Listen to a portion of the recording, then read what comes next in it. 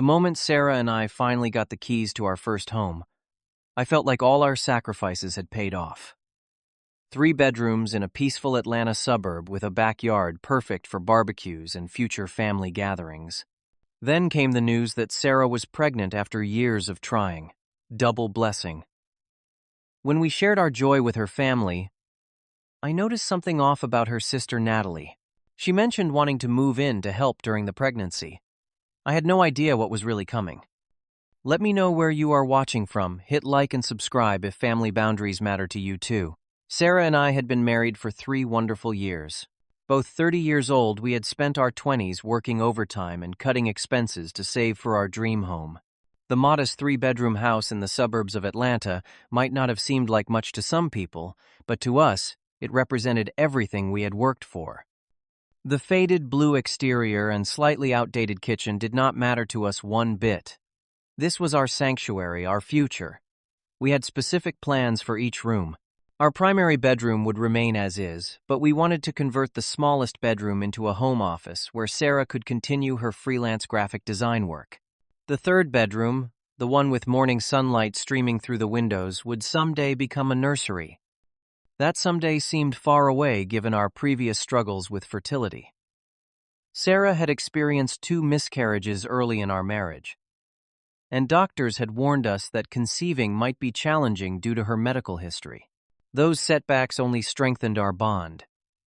We learned to support each other through disappointment and grief, developing the kind of partnership that feels unshakable. Sarah is thoughtful and creative, quick to laugh even after tough days. I work in software development, more reserved by nature, but completely at ease with my wife. We balance each other perfectly. The relationship with my in-laws had always been positive. Frank and Diana welcomed me into their family from the beginning. Frank, a retired contractor, even helped us with minor repairs around our new home. Diana, a kindergarten teacher, was warm and nurturing, always bringing homemade food whenever she visited. Then there was Natalie, Sarah's younger sister. Natalie was 25, 3 years younger than Sarah, and seemed to live in constant comparison with her older sister. Where Sarah was settled and focused, Natalie drifted between jobs and relationships.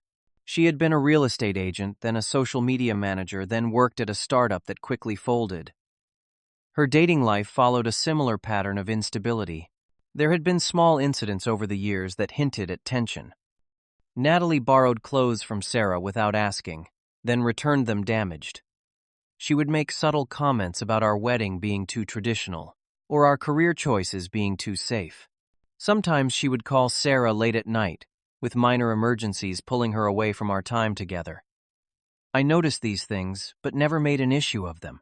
Family is complicated, and Sarah always brushed it off as just how Natalie had always been. Our lives changed dramatically one Tuesday morning when Sarah emerged from the bathroom, hands shaking, holding a pregnancy test with 2 clear lines. After years of disappointment, we were cautiously ecstatic. The following weeks were a blur of doctor appointments confirming that everything looked healthy so far.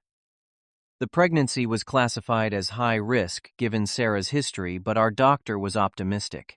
We decided to share the news with Sarah's family over dinner at our new home. Frank and Diana arrived first, bringing a bottle of sparkling cider and warm hugs. Natalie arrived 30 minutes late, dressed like she had just come from a photo shoot, not a family dinner. When Sarah made the announcement, her parents erupted in joyful tears. Frank kept clearing his throat, trying to hide his emotion. Diana immediately began talking about baby showers and knitting tiny blankets. Natalie smiled tightly and offered a brief congratulations. Later, when Sarah was showing her mother the room we planned to convert into a nursery, I overheard Natalie on the phone in our kitchen. She was speaking quietly, urgently. I only caught fragments, something about plans changing, needing to accelerate a timeline. When she noticed me in the doorway, she quickly ended the call and plastered on a smile. That was the first red flag, though I did not recognize it as such at the time. 2 days after the family dinner, Natalie called Sarah with what seemed like a generous offer. She wanted to move in temporarily to help Sarah through the difficult early months of pregnancy. Given Sarah's high-risk status and the doctor's recommendation for reduced stress, Natalie argued that having someone around to help with housework and errands would be ideal. I was hesitant. Our home was our private space, a sanctuary we had worked hard to create. Plus, Natalie and I had never been particularly close. Something about her always felt performative, like she was playing a role rather than being herself. But Sarah was genuinely touched by the offer. She saw it as an opportunity to strengthen her bond with her sister, something she had always wanted. We agreed Natalie could stay for a few weeks in our home office room. She arrived the following weekend with 4 large suitcases and multiple boxes. When I commented on the amount of belongings for a short stay, she laughed and said she preferred to be prepared for anything. Sarah was so happy to have her sister there that I swallowed my concerns and helped carry everything inside. The first few days were fine. Natalie cooked dinner once, accompanied Sarah to a prenatal appointment, and seemed to respect our space. But subtle changes began appearing around our home. I would return from work to find furniture rearranged. The living room couch now faced a different wall. Pictures I had hung were moved to different locations. When I asked about these changes, Natalie would say things like, "I just thought it looked better this way," or, "This arrangement is much better for a pregnant woman. Do you not care about Sarah's comfort?" She began inviting her friends over. Without telling us in advance, I would arrive home to find strangers in our kitchen drinking our wine using our things. Sarah was often napping during these impromptu gatherings, unaware they were even happening. When I confronted Natalie, she accused me of being unwelcoming and antisocial. The most disturbing development came when Natalie began reorganizing the room we had designated as the nursery. Without asking, she ordered furniture online using Sarah's laptop charging items to our credit card. She painted one wall a bright yellow without discussing it with either of us. When I discovered what she had done, she dismissed my concerns. "The baby will need a proper room, Justin," she said, as if I had no intention of providing for my child. "You two were just going to use some hand-me-down furniture anyway. I did you a favor." I tried to discuss the situation with Sarah, but she was experiencing severe morning sickness and fatigue. The pregnancy was taking a toll on her body. The doctor had advised minimizing stress, and I did not want to create conflict that might affect her health. So I kept quiet, telling myself it was temporary, that the important thing was supporting Sarah through a difficult pregnancy. As Sarah's first trimester progressed, her symptoms worsened. She developed hyperemesis, gravidarum, severe nausea and vomiting that led to dehydration. After a particularly bad episode, she needed intravenous fluids at the hospital. This was when Natalie truly began taking control. She appointed herself Sarah's primary caregiver, positioning herself between my wife and me. She began controlling Sarah's diet, claiming certain foods I prepared were triggering the nausea. She rearranged Sarah's medication schedule without consulting her doctor. She even began screening Sarah's calls and visitors, deciding who could see her and when. What bothered me most was how she began limiting my time with my own wife. She would insist Sarah needed rest just as I got home from work. She would interrupt our conversations with urgent matters that somehow always required Sarah's immediate attention.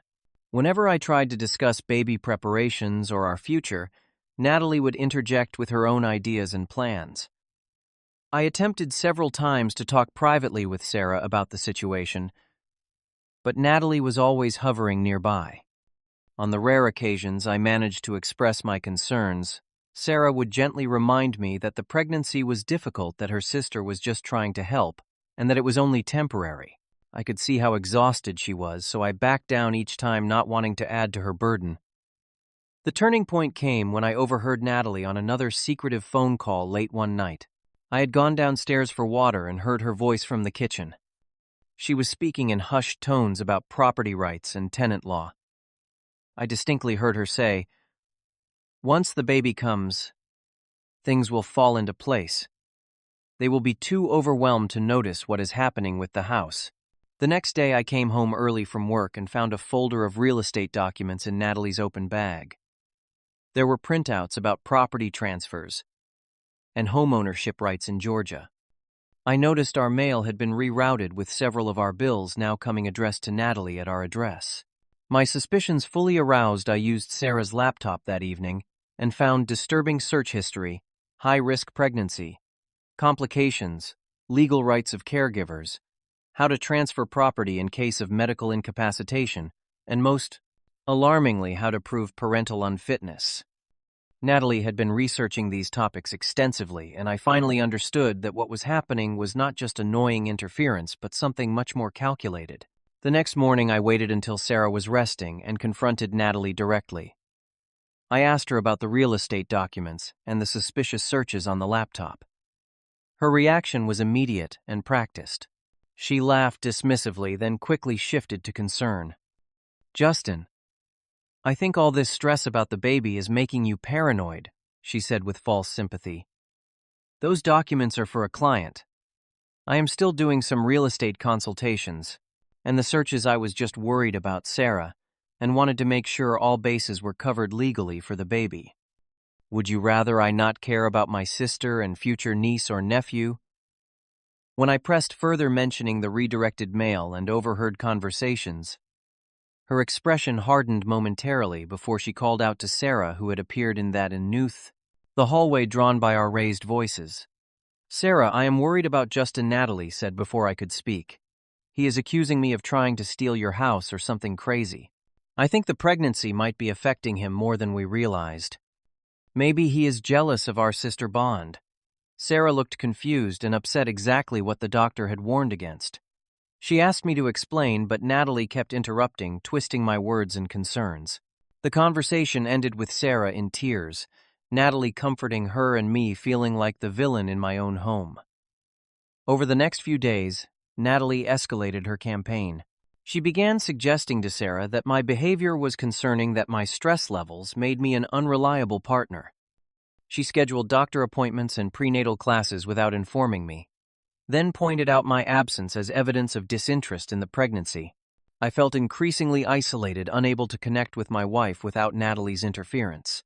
I started documenting everything, taking photos of the mail, keeping a journal of incidents, and even recording some of Natalie's more concerning statements when she did not realize I was nearby. My breakthrough came when I discovered emails between Natalie and a lawyer discussing inheritance rights and property transfers in the event of medical emergencies. She had been describing Sarah's pregnancy as much more dangerous than it actually was, suggesting that there might be a need for legal intervention to protect assets. Worse, I learned that Natalie had been lying to Frank and Diana about our financial situation. She told them we were struggling with mortgage payments, that I had made poor investment decisions, and that she was helping us avoid foreclosure. None of this was remotely true. Our finances were stable, and we had never missed a payment. She had also been spreading rumors within the family's extended circle that I was not handling the pregnancy well, that I was showing signs of being unable to cope with fatherhood. The groundwork was being laid to question my ability to care for Sarah and our child if anything went wrong. The full picture became clear. Natalie was positioning herself to take control of our home if Sarah experienced serious complications during pregnancy. Given Sarah's medical history, it was not an implausible scenario, which made the plan all the more chilling. Before I could fully formulate a response, Sarah's condition deteriorated. Her blood pressure spiked dangerously during a routine checkup, and she was immediately admitted to the hospital. The doctors diagnosed preeclampsia, a serious pregnancy complication that required careful monitoring and possibly early delivery if it worsened. Natalie went into overdrive. She practically moved into the hospital, sleeping in Sarah's room and coordinating with medical staff as if she were the next of kin, not me. She began restricting my visiting hours, telling hospital staff that my presence agitated Sarah and raised her blood pressure. Some newer nurses, not knowing the full situation, began treating me with suspicion. Natalie told Frank and Diana that the doctors blamed stress for Sarah's condition, heavily implying that my behavior was the primary stressor. They arrived at the hospital concerned and confused, treating me with a caution that broke my heart. Diana kept asking carefully phrased questions about how I was coping, while Frank suggested I take some time for myself, assuring me they would look after Sarah. The situation reached breaking point when Diana, after spending time alone with Sarah, began noticing discrepancies in Natalie's stories. Sarah had mentioned looking forward to my visits, directly contradicting Natalie's claim that I upset her. Hospital staff had praised my calm demeanor and attentiveness, contrary to the image of an unstable husband that Natalie had painted. Diana, always perceptive, began asking Natalie pointed questions about these contradictions. She also inquired about the rumors regarding our financial difficulties, as Frank had recently helped me with some house repairs and had seen no evidence of the money problems Natalie described. I was not present for the confrontation, but according to a shaken Frank who witnessed it, Natalie completely lost control when cornered by her mother. When Diana suggested that perhaps Natalie should step back and let Sarah's husband take the lead in caretaking, Natalie exploded. In a fit of rage, she shoved her mother hard enough to send the older woman crashing into a wall, hitting her head and falling to the floor. Hospital security was called, and Diana required treatment for a concussion and a sprained wrist from trying to break her fall. Frank was devastated. In all their family conflicts, things had never turned physical. His younger daughter had assaulted his wife, the mother of his children. It shattered something fundamental in his understanding of his family. Sarah, when told what had happened initially, could not believe it. But when she saw her mother's injuries, the reality became undeniable. The sister she had defended and welcomed into our home had physically harmed their mother out of anger and frustration at being exposed. In the aftermath of the incident, I managed to get Natalie alone in the hospital parking lot. With my phone recording in my pocket, I confronted her about everything: the property research, the lies to her parents, the manipulation of hospital staff. Caught off guard and still emotional from the confrontation with her mother, she did something unexpected. She admitted it all. "Yes, I wanted the house," she snapped. "You two just fell into a perfect life while I struggle for everything. Perfect marriage, perfect house, and now a perfect baby. Sarah always gets everything handed to her. If something happened during the pregnancy, which was likely given her history, I deserved to at least get the house. I would have taken better care of it anyway." The recording captured every word, providing the final piece of evidence I needed to protect my family from her manipulation. With Natalie's shocking confession recorded, I took immediate action. I consulted with a lawyer specializing in family law and property rights, sharing all the evidence I had collected: the redirected mail, the legal searches on Sarah's laptop, the emails with the attorney, and most damning of all, recorded admission. The lawyer confirmed my fears. Natalie had been laying groundwork to challenge property ownership if Sarah experienced serious medical complications during childbirth. While her plan had legal weaknesses, it could have created a nightmare of paperwork and court appearances during what should have been a joyful time with our newborn. I focused next on supporting Sarah, who was processing multiple betrayals. Her sister had lied to her, manipulated her, harmed their mother, and attempted to steal our home. The emotional impact compounded the physical challenges of her high-risk pregnancy. With her doctor's guidance, we worked to keep her calm and focused on her health and the baby's well-being. Frank and Diana were crucial allies during this time. Once they understood the full extent of Natalie's deception, they became fiercely protective of Sarah and me. Frank helped me secure our home, changing locks and installing security cameras. Diana, despite her injuries, spent hours with Sarah, providing the maternal comfort she desperately needed. We agreed that a formal confrontation was necessary not just for closure, but to establish clear boundaries moving forward. My lawyer arranged a family meeting at the hospital with a mediator present. Natalie was invited with her own legal representation if she wished to bring someone. She arrived alone, defiant, despite everything that had transpired. The meeting was painful but necessary. With everyone present, including a hospital social worker to monitor Sarah's stress levels, we presented the evidence of Natalie's actions and stated our terms. The terms were non-negotiable. Natalie would remove all belongings from our home, immediately supervised by Frank. She would cease all contact with Sarah until after the baby was born, and Sarah felt ready for communication. She would seek professional help for her issues with jealousy and entitlement. Most importantly, we would be filing for a restraining order due to the assault on Diana and the ongoing harassment. Natalie's reaction was exactly what I had come to expect: angry denial followed by attempts to manipulate the situation. She accused me of turning her family against her, claimed Sarah was too emotionally fragile to make decisions, and even suggested her mother had fallen rather than been pushed. When these tactics failed to gain traction, she switched to tears and apologies, insisting she had only wanted to help and had been misunderstood.